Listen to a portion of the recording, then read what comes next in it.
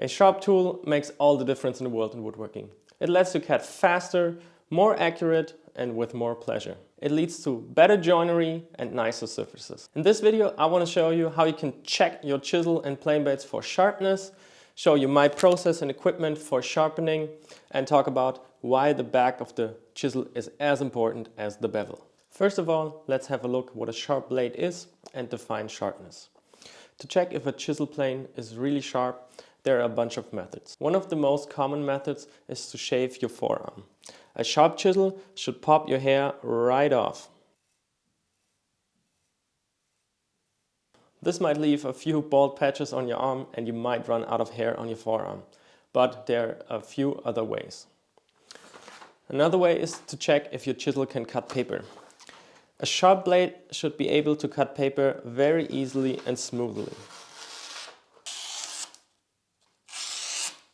And the third way, of course, is to check it on wood. Take a piece of soft wood and pare some end grain. If it pairs nicely and you get a whisperly thin shaving, you're good to go. Nice. A more theoretical explanation to sharpness is that two planar surfaces meet at an edge at the very last atom. Of course, for woodworking, the very last atom is not really necessary. That in return means that a dull edge is one that is rounded over at the tip. When we sharpen an edge, we want to create these two planar surfaces that are free of scratches and free of nicks. This really makes a sharp blade. Now the big question now is, at what angle shall we sharpen our chisel and plane blades? If you look this up on the internet, you will probably end up with a number between 20 and 35 degrees. To understand which angle works best for which application and what angle we really choose for the chisel, let's have a look what a shallow or a steeper angle really does. A shallower angle is sharper than a steeper angle. A shallower angle will grab onto especially these flexible fibers and softwoods better and make them cut. The steeper angle, however, is more likely to compress the fiber instead of cutting them, but they tend to work better in hardwoods because they roll up the fibers better and break them. The disadvantage of the shallower angle is that here is less material than on the steeper angle. That means this one will dull quicker than the steeper angle. We can change the angle for each application. For example, for paring, where we only remove a slight amount of material and we want a really sharp chisel, we can make it 20 degrees. For softwoods 25, for hardwoods 30 degrees, and if we do some chopping with a mallet, we can make it 35 degrees. Does that mean you need to have 4 different sets of chisel for every application? No, it doesn't. You can sharpen your general purple chisels anywhere between 25 and 30 degrees, somewhere here. If you have a special purpose chisel, for example my Kumiko chisel, I sharpen at 20 degrees because I only do paring in softwood with it. If you have a mortise chisel you only use to chop mortises, it's better to take a steeper angle to retain that cutting edge longer. We don't have to sharpen the whole bevel and the whole back. For the back I go about 20 millimeters is fine, and for the bevel only the very tip. To only sharpen the tip of the bevel, you can establish something that is called a micro bevel or a secondary bevel. This is a 25 degree angle, and then you make a tip that has a 2 degree steeper angle, and that is the micro bevel.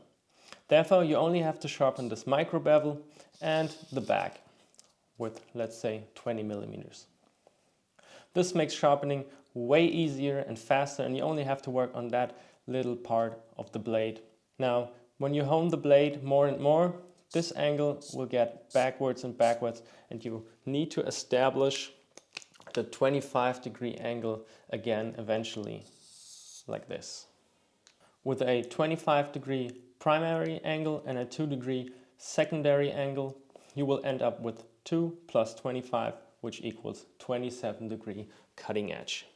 Why not add a secondary bevel on the back as well, so we only have a little part here to hone as well? Because the back needs to be reasonably flat of a chisel. We want to be able to go into a marking line and have one face as a reference surface. We want to be able to rest the back of a chisel on something as a guide and have this consistent cutting action. With the secondary bevel here, the tip of the blade or the sharp part would be here and not on the back. Okay, that was quite a theory lesson. I hope you're still with me. Now let's talk tools. For sharpening, I like to use whetstones. I have these ceramic whetstones, which are from Sharpening, and I've also used some more traditional whetstones. I have a 220, 1000 and 8000 grit stone. With these whetstones, you can also sharpen your kitchen knives and get more use out of them.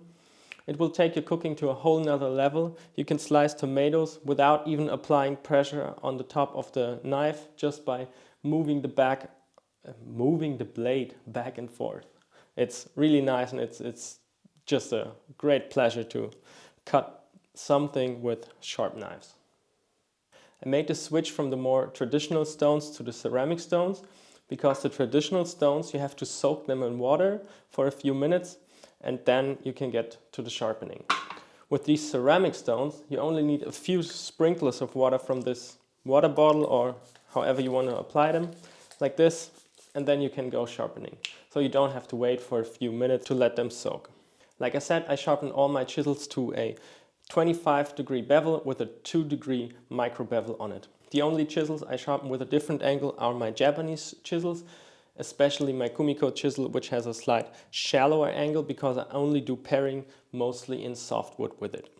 A micro bevel on a Japanese chisel might not be the best thing to do because there are 2 layers of steel, and we can get into this detail in another video. To get these precise angles and the micro bevel every time, I use this honing guide. The Veritas Mark II honing guide comes with 2 attachments, one for chisels and one for plane blades. The one for the plane blades has a slightly cambered wheel that lets you hone a camber on your blade. For sure, the Veritas honing guide has its price and it's not really cheap. I absolutely love it and I can recommend it if you have the extra buck to spend on it. If you don't, there are many great options for you as well. There's another guide that is called Eclipse or Eclipse style honing guide. You can get it for around 15 bucks. You can even build your own honing guide. My friend Dominic Ricker has just released a video where he builds a honing guide out of materials you can get at the hardware store, and you only pay about 6 bucks for it. I'm gonna link it to you somewhere up there. And even if you don't speak German, just have a look at his honing guide and you will quickly understand how it works and how you can build one yourself. I know there will be plenty of comments that say, hey, get rid of that training wheel and use freehand sharpening and learn how to sharpen. Well, to all of you, I love you all.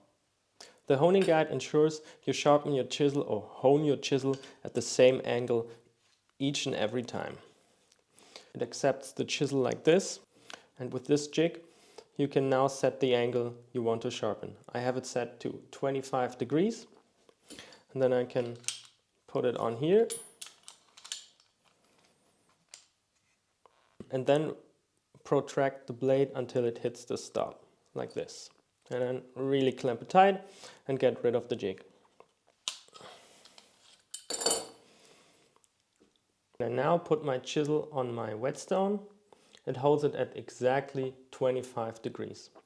And there's one pretty cool feature that I like about this honing guide is this wheel. You can turn the axle and thereby create a steeper angle of exactly 2 degrees if you switch it from this setting to the setting down. So now I have my 25 degrees plus my 2 degrees from the wheel, which now equal 27 degrees and lets me hone my secondary bevel. Before we start sharpening, we want to make sure our stones are really dead flat. Since usually the center of the stone gets more wear and tear, they tend to dish in the middle. So if you take a look now, this is a straight edge here, and you might see the light coming through in the middle. That means this stone is dished in the center and we want to get it flat again. To get the stones flat again, I use this whetstone flattening plate. There are many other options to flatten your stones. You can even get some tiles in the hardware store that are dead flat and use them to rub your stones on it to get them flat again. This flattening plate has to be soaked in water, just like these traditional whetstones.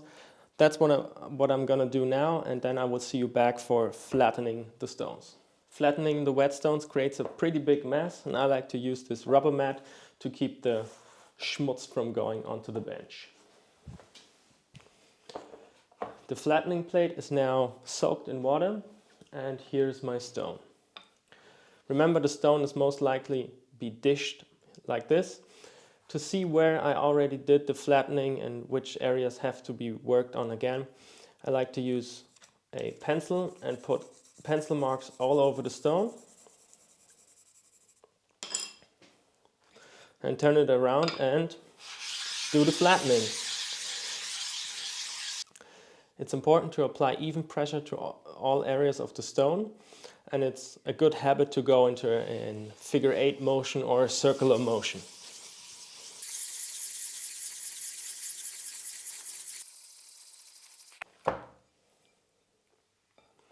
As you can see here, we've worked on all of this area, and still the center needs to be touched. So I keep on working until it's flat. Well, that took quite some elbow grease. Now what you can see now, it's so flat that it creates a vacuum between the whetstone and the flattening stone. And I can even pick it up. All of the pencil marks are gone, and now we can go and hone some blades. The stones are flat now. They almost look like new out of the store. We have a chisel, and now the big question is which stone to start. Now the 220 grit I only use to change the bevel of a chisel. So this one is out. Then I have the 1000 and the 8000. I use the 1000 if I have a really damaged edge, or if I have a new chisel like this. This is a brand new chisel, I've never used it or sharpened it before, and now's the time to do it. After the 1000 I use the 8000, and also if I only need to re-hone an edge that got a little bit dull over time, I will also use the 8000. A 4000 or 6000 stone in between would be a good option to have one more grit that gets rid of the scratches from the 1000, but I found it still works fine with a 1000 and 8000. Okay, let's get some water on the stone, and then we will start by flattening the back. For a premium chisel like this, the back is already pretty flat, so only we need to touch it up on the 1000 a little bit and then on the 8000. I make sure the back is resting flat on the stone, and I only hone the first 20 or 30 millimeters of the front, like I said before. From time to time, switch the stone around so you use both sides of the stone and it doesn't wear out that quickly. When going back and forth, make sure not to tilt up here because the edge will grab onto the stone and dig into it. You will damage your stone and also damage your edge. Let's see where we are. As you can see, there's a difference between the surface that came out of the factory and the surface we've just created on the stone. And as you can see, it starts to reflect the pencil in it. We want to have this part really a mirror polish. This will get even shiny on the 8000, but now we have to get this area all the same. I really take my time here because, as you know, the back is as important as the bevel to create a sharp edge. Now I have a nice and even scratch pattern along the whole front of the back. The Veritas chisel already comes with a 2-degree micro bevel. The primary bevel is ground to 25 degrees and the secondary another 2 degrees, so we will end up with 27 degrees. Now we'll set my jig up, and I will only touch the secondary bevel now. I will switch the wheel to the 2-degree micro bevel, and then we can go on to the bevel. I hold the jig like this to put my 2 index finger on the chisel and apply firm pressure. I will go back and forth like this, and I will use the whole of the stone. I paid for the whole stone, so I will use the whole stone.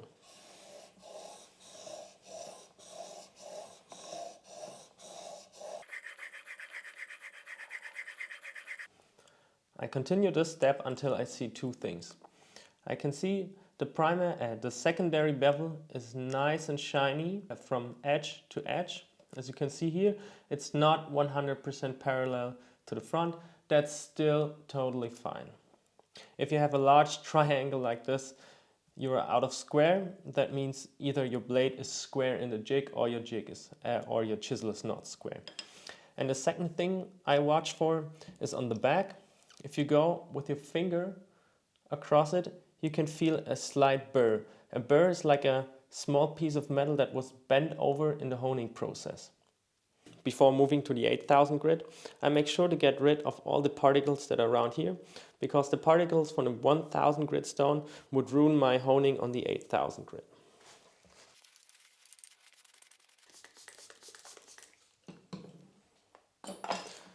I will start with the back again, and I will leave the honing guide on because I'm lazy.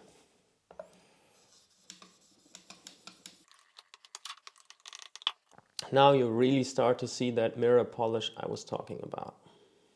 Can you see how it reflects the pencil? Again, the same for the bevel until the secondary bevel is nice and shiny.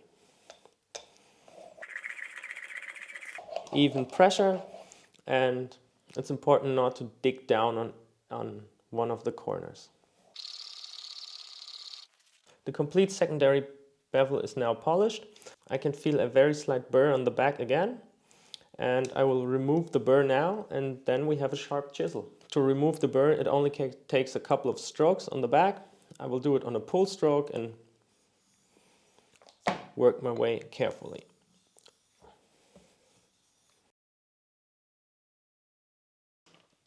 Now this blade is really sharp now.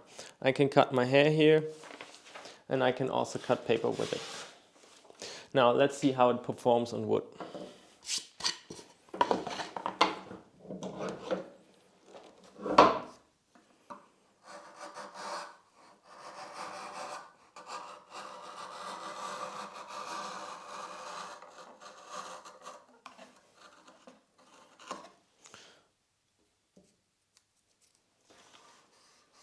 This is the process I go through with a new chisel. With a chisel that is already honed and I've used it and it has a dull tip, I will only go through the 8000. Now let's see how long it takes. It will only take a couple of seconds or minutes, and yeah, this is my dull chisel. As you can see, it does not really cut paper. I cannot shave with it, and I cannot really take a nice shaving here. Yeah.